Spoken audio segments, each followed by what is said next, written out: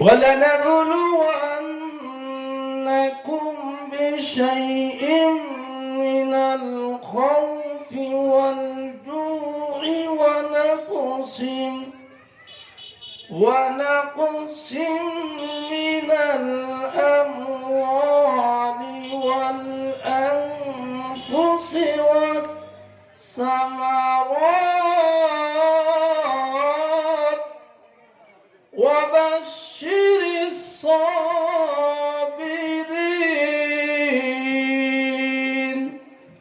إلى الآخر الآية.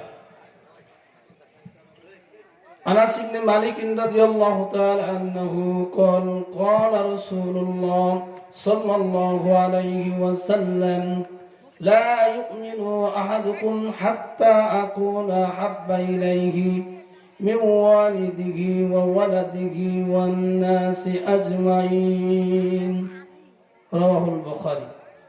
إن الله وملائكته يصلون على النبي يا أيها الذين آمنوا صلوا عليه وسلموا تسليما.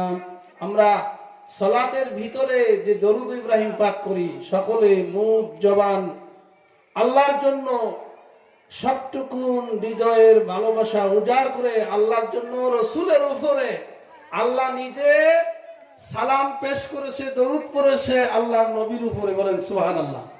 এজন্য আমরা দরুদ ইব্রাহিম একবার পাঠ করব। আল্লাহুম্মা সাল্লি আলা মুহাম্মাদিন ওয়া আলা আলি মুহাম্মাদ কামা সাল্লাইতা আলা ইব্রাহিম ওয়া আলা আলি ইব্রাহিম ইন্নাকা হামিদুম মাজিদ। ভাই আপনাদের কষ্ট হয়? পিছনের ভাইয়ের সমস্যা? আমি মনে হয় যে দরুদ পড়তেছি এটা মনে হয় কবরস্থানে নাকি না আপনাদের সামনে, জিন্দা মানুষের সামনে, তাই না? একটু জবানটা খুলে দিয়ে আল্লাহর নবীকে কতটুকু ভালোবাসে, অন্তরে মুহাব্বতে তার সমস্ত কিছুর চাইতে প্রিয় বস্তুর চেয়েও, জীবনের চেয়েও আল্লাহর নবীকে আমি কতটুকু ভালোবাসি, এটা ভালোবাসা শুধু মুখে দিয়ে নয়, অন্তর দিয়ে। বলেন ঠিক কিনা? আল্লাহুম্মা বারিক আলা মুহাম্মাদিন ওয়া আলা আলি মুহাম্মাদ কামা বারাকতা আলা ইব্রাহিম ওয়া আলা আলি ইব্রাহিম ইন্নাকা হামিদুম মাজিদ। ঈমানের পথে অবিচল থেকে আমার মরণ যেন হয়। ঈমানের পথে অবিচল থেকে আমার মরণ যেন হয়। তোমারই কাছে মিনতি আমার, তোমারই কাছে মিনতি আমার, মহামহিম দয়াময়। ঈমানের পথে অবিচল থেকে আমার মরণ যেন হয়। ঠিক না? ঈমানের পথে আমাদের থাকা দরকার আছে না নাই?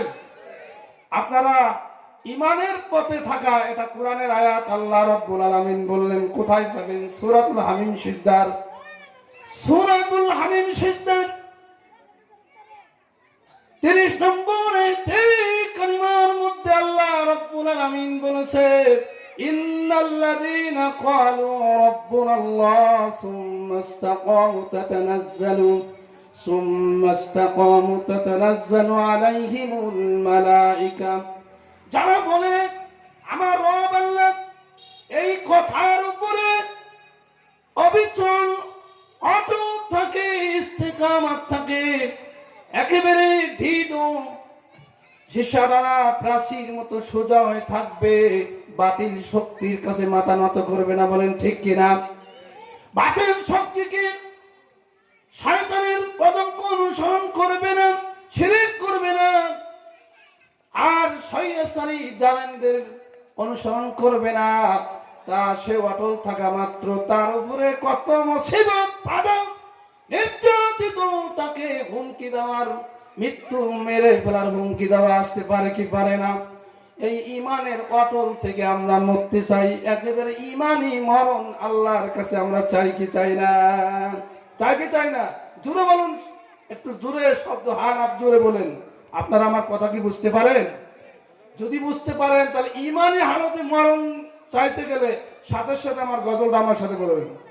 ইমানের পথে অবিচল থেকে আমার মরণ যেন হয়, প্রতিদিন মিথ্যের মুখোমুখি হয়, বেদিন ফাঁসিকেরা করে হয় সই, আজাজিলে সে গুমরাহি সুরগান করে তুলে মোহময়। ইমানের পথে অবিচল থেকে আমার মরণ যেন হয়, তোমারই কাছে মিনতি আমার মুহামুহিন দয়াময়। ইমানের পথে অবিচল থেকে আমার মরণ যেন হয়। লিল্লাহে তাকবীর। আলহামদুলিল্লাহ। হামদুনাতের পর মুআজ্জাজ মুহতারাম, হাটবাড়ি মাহমুদপুর তাহফিজুল কুরআন ক্যাডেট মাদ্রাসার উন্নয়ন কল্পে প্রথম বার্ষিকী ইসলামী সম্মেলনের সম্মানিত সুযোগ্য শ্রদ্ধেয় সভাপতি জনাব মাওলানা মিজানুর রহমান রতন, সহসভাপতি 3 জন আছে, শ্রদ্ধাভাজন আমাদের বাবাজি, বাবার বয়োজ্যেষ্ঠ, প্রধান অতিথি, বিশেষ অতিথিবৃন্দ, আমন্ত্রিত ওলামায়ে কিরাম, আমার সামনে উপবিষ্ট দিনদার পরহেজগার মুরব্বী, শ্রদ্ধেয় মুরব্বীগণ, যুবক ভাইরা, কচিকাঁচা সোনা মানিকেরা, পর্দার আড়ালের মধ্যে শ্রদ্ধেয় আমার মা ও বোনেরা, আল্লাহ সুবহানাহু ওয়া তাআলার দরবারে শুকরিয়া আদায় করছি যে আল্লাহ পাক মাগরিবের সালাতের পর থেকে এযাবত পর্যন্ত ধৈর্য ধারণ করে আমাদেরকে কোরআন এবং সুন্নাহর কথা বলা এবং শ্রবণ করার যিনি তৌফিক দিলেন, সেই রবের দরবারে শুকরিয়া আদায় করি আলহামদুলিল্লাহ। আমি আপনাদের সম্মুখে পরিসরে ছোট্ট একটি বিষয়, একেবারে অল্প 2-4 মিনিট, সূরাতুল বাকারা, আপনারা নাম শুনেছেন, 2 নম্বর সূরা, সূরাতুল বাকারার 155 নম্বর আয়াতে কারিমা তেলাওয়াত করছি। বুখারী, সহিহুল বুখারী পরিতব্য হাদিসের মধ্যে, বুখারী শরীফের মধ্য থেকে একটা হাদিস উপস্থাপন করছি। কোরআন এবং হাদিসকে সামনে রেখে সংক্ষিপ্ত আকারে কিছু কথা বলার চেষ্টা করব। ওয়ামা তাওফিকি ইল্লা বিল্লাহি আলাইহি তাওয়াক্কালতু ওয়া ইলাইহি উনীব। সম্মানিত উপস্থিতি, আপনারা সকলে কেমন আছেন? যেভাবে এলোমেলো মনে হয় বসে আছেন, বাড়িতে মারামারি করে আছেন নাকি? ভালো একটা, বেশি একটা ভালো নাই। এখানে আসতে পেরে আপনারা সকলেই খুশি? কে কে খুশি না একটু হাত উঠান তো। ও খুশি, খুশি না আপনারা খুশি না নাকি?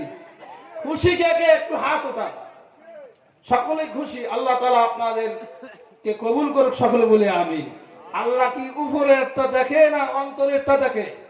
বোঝানোর জন্য বলছি, আল্লাহ যদিও বাহ্যিকটার ব্যাপার থেকে তারা ভেতরটা আল্লাহ দেখে, বলেন ঠিক কিনা? একথা রাসূলের হাদিসে আসে না নাই?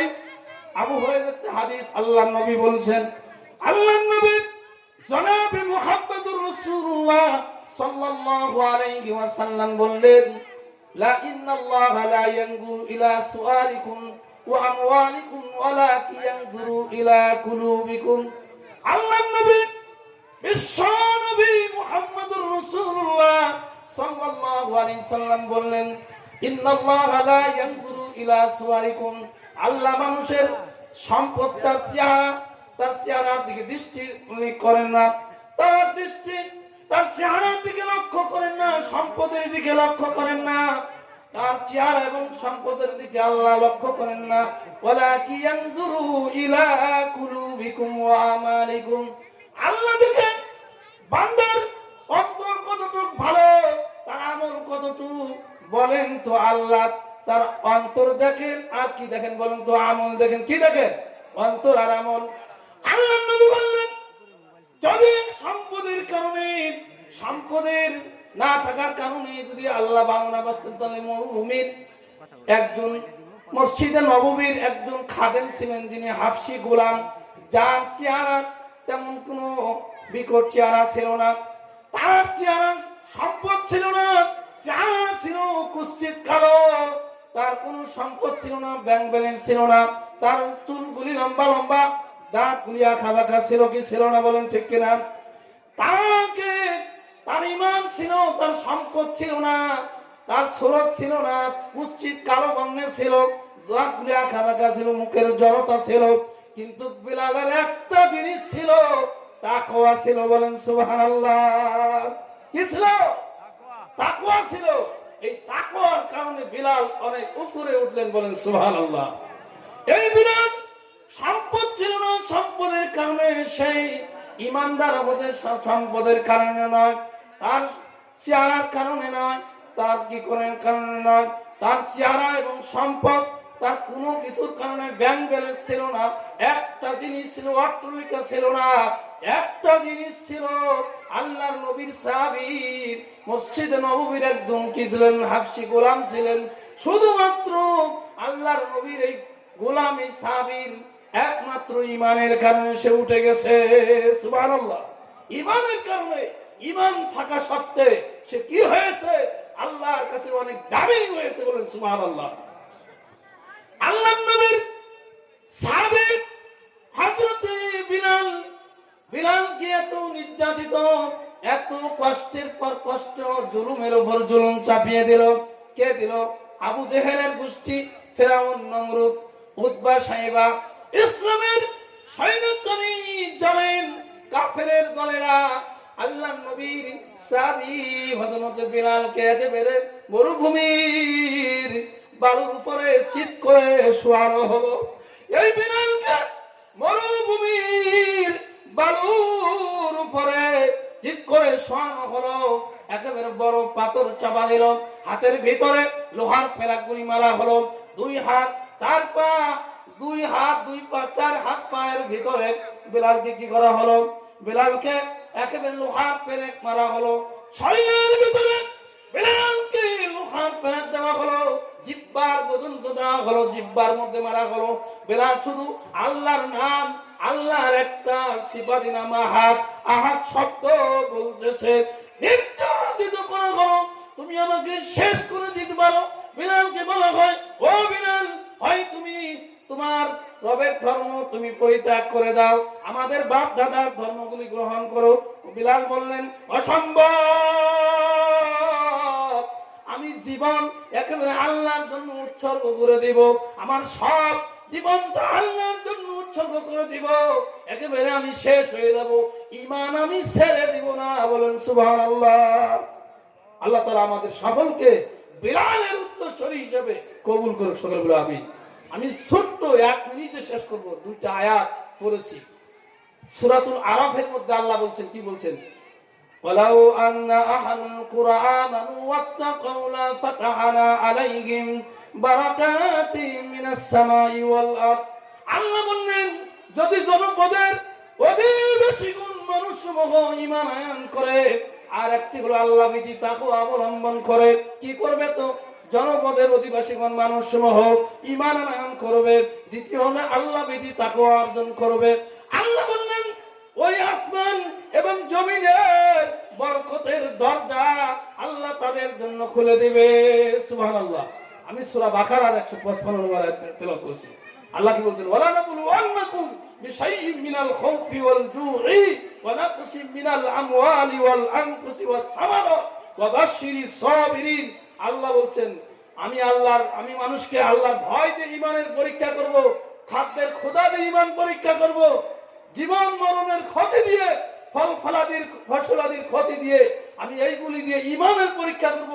একজন মানুষকে অসুস্থ, একেবারে বিমার, কুষ্ঠ ব্যাধি দিয়ে ঈমানের পরীক্ষা করব, বলেন ঠিক কিনা? সম্পদের ক্ষতি দিয়ে ঈমানের পরীক্ষা করে কি করেন আল্লাহ? আপনাদের এলাকায় অনেক ধন্য ভান্ডার বিত্তশীল ব্যক্তি এরকম ক্ষেত খামারের ফল ফলাদি করে কি করে না? সবগুলি ক্ষতি দিয়ে ঈমানের পরীক্ষা আল্লাহ করতে পারে। এজন্য আল্লাহ বলছেন ওয়া বাশশিরিস সাবিরিন। আল্লাহ কি বলবেন? যারা সবুর করবে, ধৈর্যশীল ব্যক্তিদেরকে, ঈমানদারদেরকে আল্লাহ সুসংবাদ দিয়ে দেবে। সুবহানাল্লাহ। আমি আর আলোচনা বাড়ালাম না, আমার কাগজ দিয়েই দিয়েছে। আমার অনেক কোরআনের আয়াত ছিল, হাদিস ছিল, সময় সংক্ষেপের কারণে আমি তো আপনাদের মাঝে কোনো বক্তা না। আজকে এসেছি একজন অতিথি, একজন মানুষ মুসাফির হিসেবে এসেছি। আমি তো আসলে বক্তা জগতে থাকি, আলোচনা করার অনেক সময় ছিল, সময় সংক্ষেপ। ধীর গতিতে কোরআন এবং হাদিস, কোরআন এবং হাদিস রাসূলের সহিহ হাদিস থেকে অনেক কথা বলার ইচ্ছা ছিল। ইচ্ছা থাকা সত্ত্বেও দুঃখজনক হলো সত্য কথা আমি বলতে পারলাম না। বিনীতভাবে আপনাদের কাছে আমি আল্লাহর কাছে দোয়া করি, আল্লাহর কাছে আমি আপনাদের জন্য দোয়া চাই। আল্লাহ যেন আমাদেরকে আবারও অন্য কোনো দিন যদি আল্লাহ তাআলা সুযোগ করে দিয়েন, তাহলে আমি কোরআন এবং সুন্নাহ থেকে মূল্যবান বক্তব্য পেশ করার চেষ্টা করব। সকলে বলে আমিন। যতটুকু আলোচনা করেছি এর উপরেই আল্লাহ যেন আমাদেরকে আমল করার তৌফিক দিয়ে দেয়। সকলে বলে আল্লাহুম্মা আমিন। ওয়া আখিরু দাওয়ানা আনিল হামদুলিল্লাহি রাব্বিল আলামিন। আসসালামু আলাইকুম ওয়া রাহমাতুল্লাহি ওয়া বারাকাতুহু।